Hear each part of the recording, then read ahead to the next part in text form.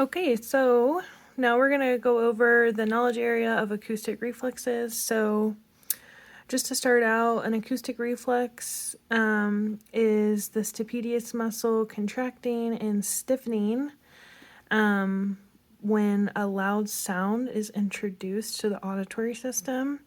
And we hope that both stapedius muscles bilaterally will contract. And we can see that by doing IPSI and the contralateral. So when the stapedius muscle stiffens, this will affect the flow of energy. So like the flow of sound getting into the inner ear.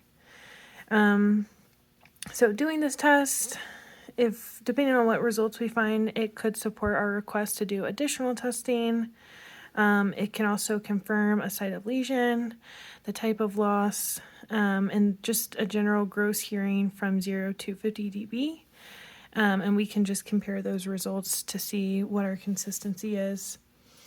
So IPSI is testing that same ear, and then contra is testing, let's say you introduce a stimulus on the right ear and then it's measured in the left ear. And then MC would just be the stimulus is introduced to the right and measured in the right, or vice versa, depending on which ear you're sending that stimulus in. Okay, when we're trying to do decay, we do this because we find a reflex, we get the acoustic reflex, and with the decay, we're really just seeing if that stapedius muscle is consistent and if it can maintain contraction for 10 seconds for typically a loud tone. Or you could use broadband noise. So we're really just looking to see if it maintains or releases or when it releases. And this can give us insight if there's any retrocochlear, like on the auditory nerve, maybe acoustic neuroma, some type of growth or tumor. Really just looking to see how it impacts the nerve that needs the reflex.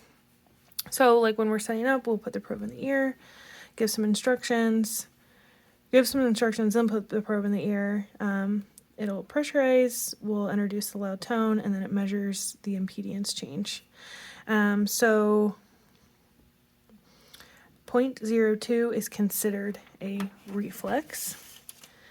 As you can see earlier with this other decay, this was pretty indicative of lots of artifact. I was moving and talking. So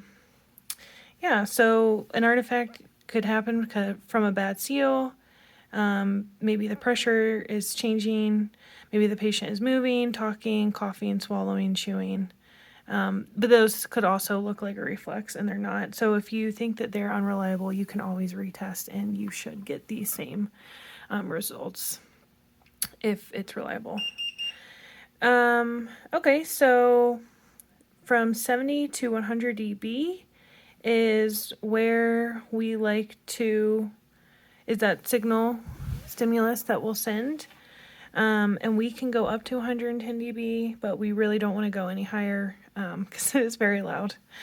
The clinic here, we don't like to go higher than 105, and I heard in the video that the VA has released something that they no longer go above 105, dB. So if a patient has normal hearing, we can expect to find acoustic reflex information that is present somewhere in between 70 to 85, and 85 dB is about average. So in this clinic, we test 500 and 1000 hertz. If you were maybe doing a compensation evaluation for the VA, you might do 500, 1000, 2000, and 4000 hertz.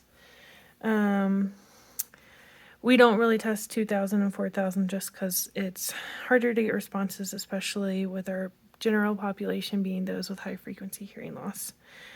So it wouldn't get loud enough to elicit a reflex at a safe decibel level, if that makes sense.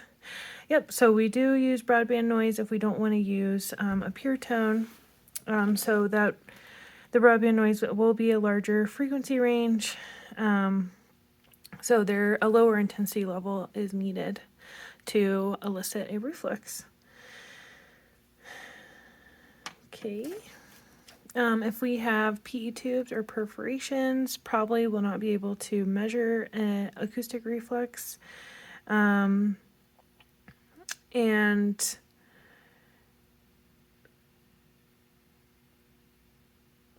some instructions that we could give before putting the probe tip in the patient's ear is we could say something along the lines of, for this next test, you'll hear some loud tones. It will be loud, but I need you to be still and sit quiet during the testing. And yes.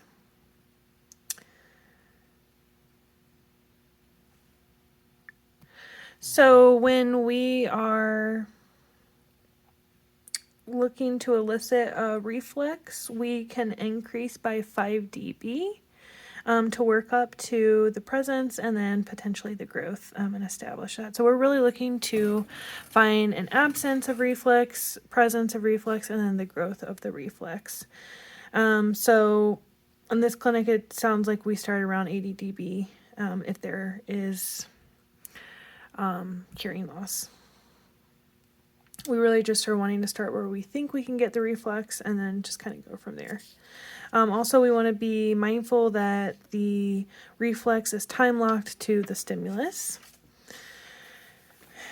There's a lot of normative data that you can compare and expect to find your absence, presence, and growth. And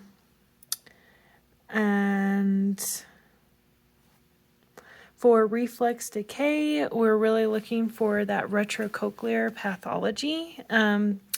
But to really be sure if it is retrocochlear, we need to do the MRI. That's gold standard.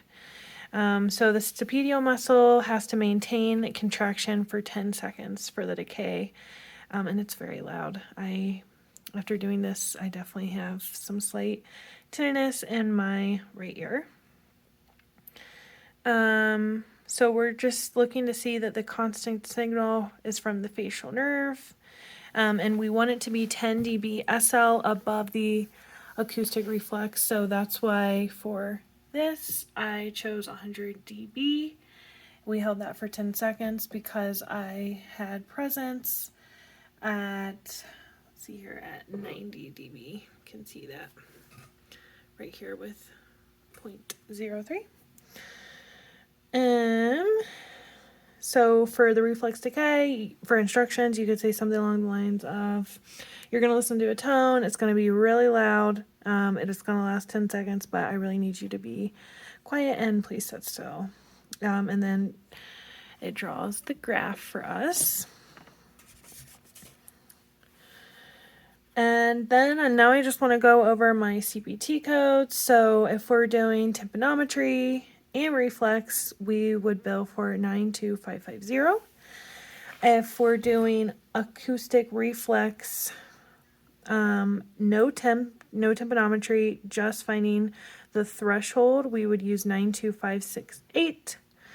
And if we're doing all three tests, so tympanometry, acoustic reflex, and decay, we would use the code 92570. So I just want to add in the 92568 that this and the 92550, we would do both IPSI and contra in both ears. If not, if for whatever reason we don't do IPSI or contra, or don't do both ears, we could use a modifier. I believe it's 52. So that's all I got for you. I will take some pictures of this and attach them to my submission. Thanks for watching.